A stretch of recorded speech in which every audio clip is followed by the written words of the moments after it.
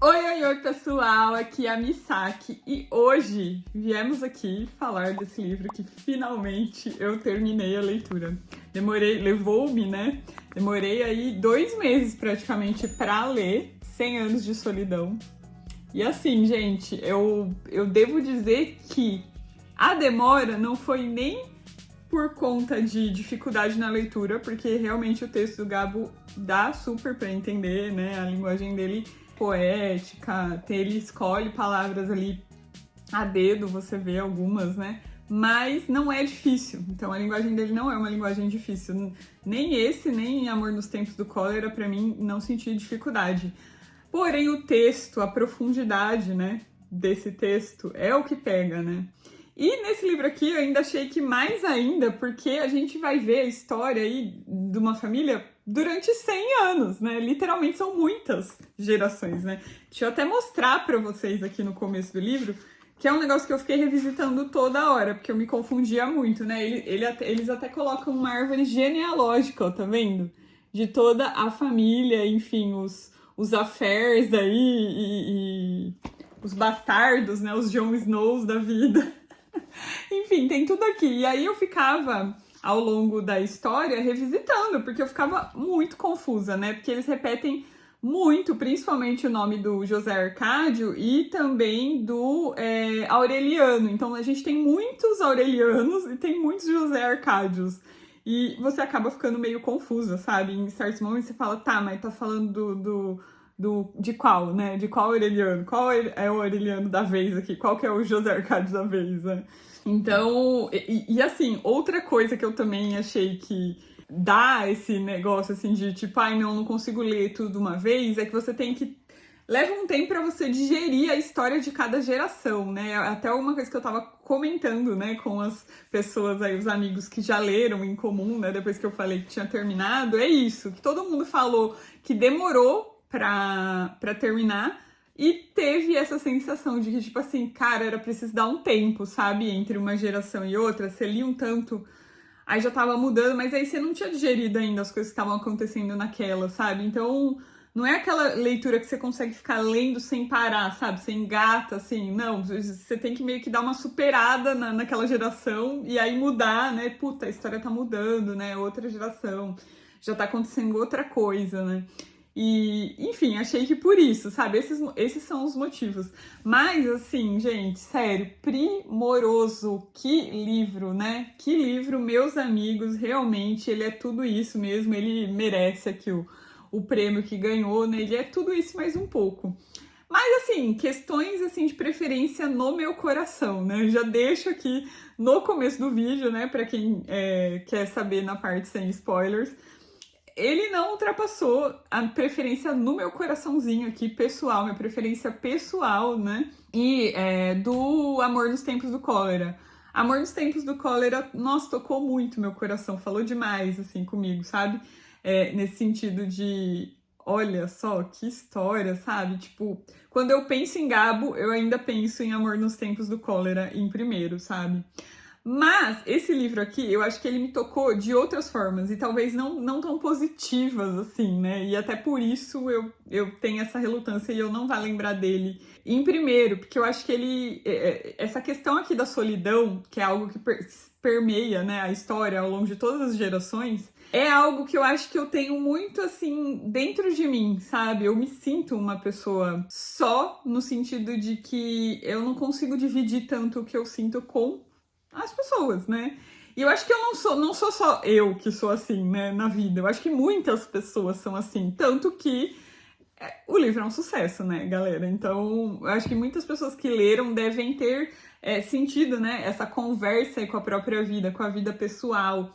E pra mim foi nesse sentido. E isso não é uma coisa positiva, né, teoricamente. É difícil você lidar com essas dificuldades, né, essas coisas, né, nesse sentido de, tipo, não conseguir se expressar como você gostaria ou até querer, mas assim, acabar deixando de lado por, sei lá, XYZ que tá acontecendo na sua vida, sabe? Tem muito isso aqui também. no livro, né? Gente, eu acho que isso conversa demais. E assim, conversa de um jeito que provavelmente é aquilo que eu não vou querer lembrar, entendeu? Então, com certeza, Amor nos Tempos do Cólera conversa com uma parte de mim, que é uma parte mais, assim, esperançosa, uma parte de mim mais feliz, uma parte de mim mais alegre, que é aquela que eu gosto de propagar. Então, com certeza, é aquela que eu vou, né, lembrar em primeiro. Mas agora vamos aqui, então, dar minhas impressões do livro finais aqui no geral, e aí eu quero partir para a parte com spoilers, porque aí eu quero comentar, né, dos personagens, o que aconteceu com cada um, o que eu gostei mesmo, né, o que eu achei absurdo, enfim. Outras considerações que eu quero fazer a respeito da história, né, eu acho que o que vocês têm que ter em mente aqui geralmente é isso, gente. Vai ser uma história que vai ser longa, porque vão ser muitas gerações sendo mostradas, né? Desde que vão nascendo até o que elas, né, vão vivendo ao longo da vida. A gente vai ter muitas histórias que eu acho que conversam com a vida de todo mundo. Então tem tudo aqui. Desde Diz que me diz que ali entre meio-irmãs, né? Ou, sei lá, a nora não gostar da sogra, sabe? Então tem desde historinhas assim, que são mais assim, dentro de casa, ali, indoor, até guerras, né? E, enfim, tudo que tá acontecendo na cidade. A gente vai meio que ver a formação de uma cidade, desde que a família ali dos Buendia tá se formando, né? Eles meio que são meio que os fundadores, né, da cidade ali de Macondo, que é essa cidade que tudo vai acontecer. E aí, ao longo da história, a gente vai vendo também a formação da cidade, né? O que vai acontecendo com a cidade. Eu achei muito interessante, né? Toda essa parte aí da formação da cidade. Eu acho que também dá para fazer muitos paralelos com a vida real, né? Eu, pelo menos, encontrei muitos aqui. Eu sou uma moradora de cidade mais de interior, né? Uma cidadezinha. Então, tudo que eu já percebi ao longo da minha vida e ao longo dos 40 anos dessa cidade se desenvolvendo, eu acho que muito eu pude fazer paralelo com coisas que o Gabo fala aqui. Então, é algo que também conversa com a nossa realidade, né? E, assim, fora isso, eu acho que eu poderia dizer pra... Eu não sei se eu poderia dizer pra vocês não se apegarem a personagens, porque eu acho que todos aqui, né, como eu disse, você vai vê-los desde o nascimento até a morte, praticamente, né? Então, eu não sei se tem esse sentimento, né, de tipo, não queria que morresse, ou não sei o quê, sabe? De livros normais, por conta disso mesmo, né? Por conta de que, tipo, você já viu a vida inteira, tem que ter um fim, a vida tem um fim, né? Então é meio que isso que você vai encontrar ao longo daqui. Você vai ver a vida de todo mundo ali, o pessoal nascendo, crescendo e morrendo, sabe? Então, da família inteira ali dos Buendia, né? E assim, a gente também tem a história de alguns agregados, né? Que vão ali se relacionando com os Buendia. Temos mistérios ali, né? Tem um em particular que não é resolvido e, enfim, vou falar mais na parte com spoilers que eu fiquei extremamente intrigada. Mas é isso, então. Eu acho que vale muito, muito a pena, né? O Gabo se provou pra mim, com certeza válido.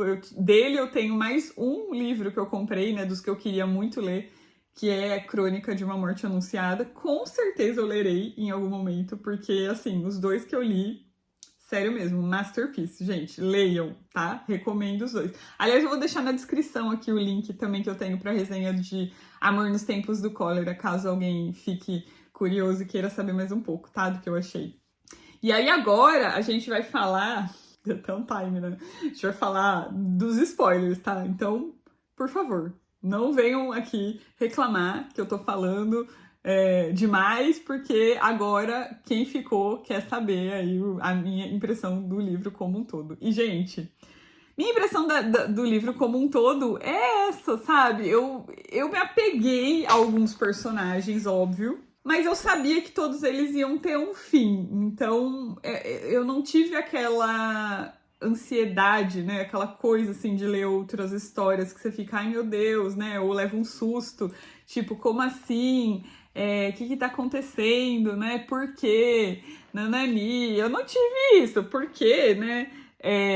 eu já esperava, eu não tive grandes surpresas. Eu não acho que ele seja um livro de grandes surpresas nesse sentido, sabe? Aí, pá, aconteceu isso, e aí você fica chocada. Não, tem até alguns acontecimentos aqui, mais pro fim do livro a gente vai ter uma época, fora as guerras, né? Tem trocentas guerras aqui no meio que vão acontecendo, e aí os Buendia, alguns deles vão participando, né? Mas assim, fora isso que você já meio que fica assim, tá, outra guerra, sabe? Você acaba meio que banalizando, e eu acho que isso é até um recurso do Gabo mesmo, né? Pra mostrar pra gente como que isso é banalizado na nossa vida, né? Guerras são banalizadas e não deveriam. Mas eu acho que o acontecimento que mais me surpreendeu foi o dilúvio que teve na cidade, que ficou assim anos chovendo e aí todo mundo perdendo tudo, sabe? Enfim, eu acho que ler isso agora, nesse momento, né, que eu tô vivendo, né, que a gente teve muitas enchentes ultimamente, né? Teve o ano passado todo o incidente no sul. Eu não sei, pra mim caiu de um jeito mais impactante, né, do que talvez em outros anos, sei lá, muito antes que eu tivesse lido. Então acho que foi o acontecimento ali da história mais chocante, eu diria, né? Em termos de tempo ali, o que estava acontecendo, né, na cidade como um todo. Agora, da família, né? Vamos falar aí dos Buendia, então. Eu gostei muito da gente ter a Úrsula, né? Que ela é a primeira ali que casa com o primeiro coronelzão. Ó, vou até mostrar de novo para vocês. O primeiro José Arcádio aqui, ele casa com Úrsula, né? Então a Úrsula... Então a Úrsula, ela vai ser uma personagem que eu diria que ela é meio que o oráculo ali, até, da família. Ela vai... me lembrou muito Game of Thrones, né? E todo o lance lá das árvores, da internet das árvores, né? Como diria a Mikan e a Carol na época, que eles sabiam de toda a história de Westeros e tal. Pra mim, isso pode se traduzir no personagem da Úrsula aqui na história, né? A Úrsula, ela vai viver mais de 100 anos, né? Então ela vai morrer ali muito velhinha, né? E ela vai ver todas essas gerações, né, se criando aí, nascendo e morrendo, e ela ficando e acompanhando tudo, né? Em determinado momento ela vai ficar cega, mas assim, ela já conhece tanto a rotina da casa ali que eles têm, as pessoas que ali habitam, né, que ela meio que acaba, né, o Gabo descreve ela como assim, meio que fingindo que ela ainda enxerga e as pessoas acreditando, porque ela tá tão ambientada ali que as pessoas não percebem que ela não está vendo, né, o que ela faz ali na rotina. Eu achei muito interessante isso, sabe? Essa questão de você estar tão acostumada, né, com pessoas e com hábitos que você acaba não precisando de um dos seus sentidos. Enfim, fiquei pensando muito a respeito disso. Foi uma coisa que me chamou muito a atenção. Outra personagem que me chamou muito a atenção, que eu amei, foi a Maranta. A Maranta, ela é uma personagem extremamente decidida, né? Ela sofre muito ali ao longo da história, né? Romanticamente, ela nunca consegue se entender e, na verdade, eu acho que ela até não quer, eu acho que ela não se entrega, né? Depois das primeiras coisas que acontecem pra ela que não dão certo, né, da vida dela, tipo, gosto do fulano que gosta de outra, né? Eu acho que ela meio que se fecha nesse sentido, sabe? E aí várias coisas vão acontecendo, né? A vida dela vai passando e ela meio que vai colocando aquilo na cabeça, né? De que não é pra ela, né? O amor não é pra ela. Ela meio que se dá essa sentença. E, enfim, é uma personagem extremamente intrigante. A única coisa que eu não gostei muito ali foi da rusga dela com a Rebeca, né? Que é uma das filhas meio que adotivas ali. Eu não gostava muito da rusga dela, mas quem nunca, né? Quem nunca teve aquela pessoa da família, enfim, algum agregado que não curte e vive em pé de guerra, né? Eu achei muito verídico ali, até, de certa forma. Mas eu não curti muito. Eu acho que depois dessa rusga, né, eu acho que ela começa a se tornar uma personagem mais interessante. Bem depois disso, né? E aí a Rebeca, enfim, ela sai da casa E aí a Amaranta fica ali sozinha. Eu acho que depois disso ela começa a se tornar mais interessante. Eu também gostei muito do personagem do José Arcádio II.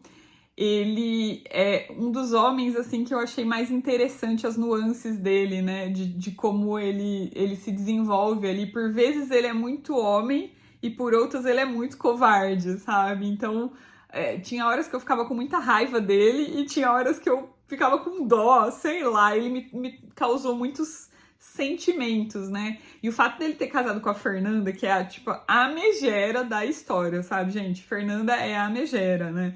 O fato dele ter casado com ela, e aí de tudo que acontece, né, da história deles, e aí depois da filha deles da Meme e tal, nossa, sério, foi assim a geração ali que mais me causou emoções, né, fortes emoções.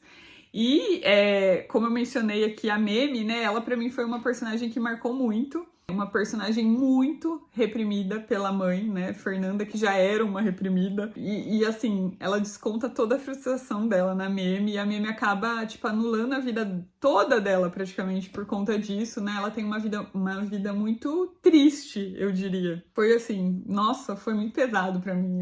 Eu acho que foi a parte que eu mais gostei, no sentido de que me trouxe muitas emoções, mas foi a parte mais difícil de ser lida, sabe? Também. Justamente por conta disso, né? Muitas emoções, né? E assim, por último, né? Os dois que mais gostei de personagens, aí foi a Amaranta Úrsula, que também é filha do José Arcádio II com a Fernanda, e do Aureliano, que é filho da Meme, né? Com um agregado, né? Que não chega a ser agregado porque a Fernanda mata, né? Manda matar o cara. A Meme não consegue viver, né? O grande amor dela. E, enfim, o Aureliano, ele é criado meio que, sei lá, meio como outsider ali da casa, né? A Fernanda não consegue, sei lá, matar ele, se desfazer dele, e ela acaba criando ele ali, só que ele, enfim, ele vai crescendo, ele vai tendo contato com a Amaranta Úrsula, eles vivem ali essa infância bem de boa até, né? De certa forma, ele, por mais que ele tenha sido excluído, ele acaba tendo essa infância legal, né? Que vai se refletir no futuro, né? Quando os dois forem adultos já, né? Que eles vão se reencontrar. A Amaranta Úrsula volta de quando ela estava estudando fora. E eles vão ter ali um caso, né? Vão virar ali os amantes, grandes amantes. E assim, pra mim foi o que coroou a história, sabe? Foi o que coroou a narrativa, gente. Eu até quero ler isso pra terminar aqui, porque, sério, quando eu li isso no fim do livro, eu falei, cara, eu vivi aqui a história inteira pra ver esse final, né? Mas deixa primeiro eu só concluir, e aí eu leio pra gente terminar o vídeo aqui, a resenha toda, né? A gente tá ali no fim, né, vendo que a casa, enfim, a família tá toda se desfazendo, eles são praticamente os últimos ali da família. Eles, depois de ficarem juntos, eles começam a ficar nessa noia de que eles eram irmãos, né, e a Fernanda tinha escondido por algum motivo, mas o Aureliano, ele vai acabar descobrindo que não, né, ele tá desde sempre, desde que ele era criança, estudando os manuscritos. A gente tem toda uma história desde do primeiro ali, chefão da história dos Buendia, de ciganos, né? E aí a gente tem o Melquíades, que é um dos que ele vai até chegar a morar com a família, e ele escreve meio que um pergaminho com um tipo de profecia, né? Que ninguém nunca consegue descobrir, porque ele escreve, acho que é em sânscrito mesmo. E quem vai conseguir descobrir, na verdade, vai ser o Aureliano, né? Nessas últimas páginas, porque ele estuda durante muito tempo e aí ele vai acabar conseguindo ler o que o Melquíades tinha deixado e na verdade, contando a história da família Buendia, que a família Buendia ia acabar com ele e com a Amaranta Úrsula. E é exatamente o que acaba acontecendo no fim, né? Então cara, é muito vibes, assim, profecia, você lê o negócio e, puxa, acontece, sabe? E aí a gente vê o fim da família ali, depois dos 100 anos, né? Então foi muito... Eu gostei muito, assim, do fim, gente, sério mesmo.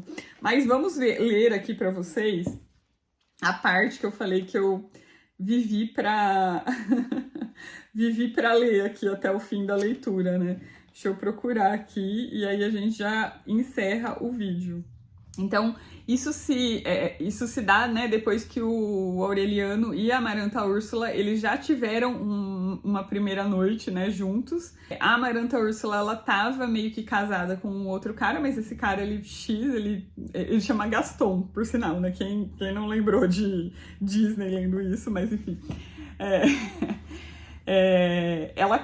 Ele acaba indo embora, enfim, eles acabam não ficando juntos, né? E ela fica com o Aureliano. Desde a tarde do primeiro amor, Aureliano e Amaranta Úrsula haviam continuado a aproveitar os escassos descuidos do marido, amando-se com ardores amordaçados em encontros incertos e quase sempre interrompidos por regressos imprevistos. Mas, quando se viram sozinhos na casa, sucumbiram ao delírio dos amores atrasados.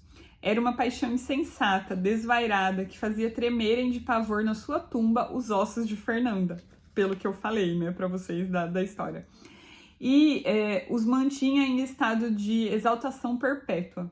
Os gemidos de Amaranta Úrsula, suas canções agônicas, explodiam tanto às 2 da tarde na mesa da sala de jantar, quanto às 2 da madrugada na despensa. Demais, né? O que mais me dói, e dava risada, é o tempo todo que perdemos.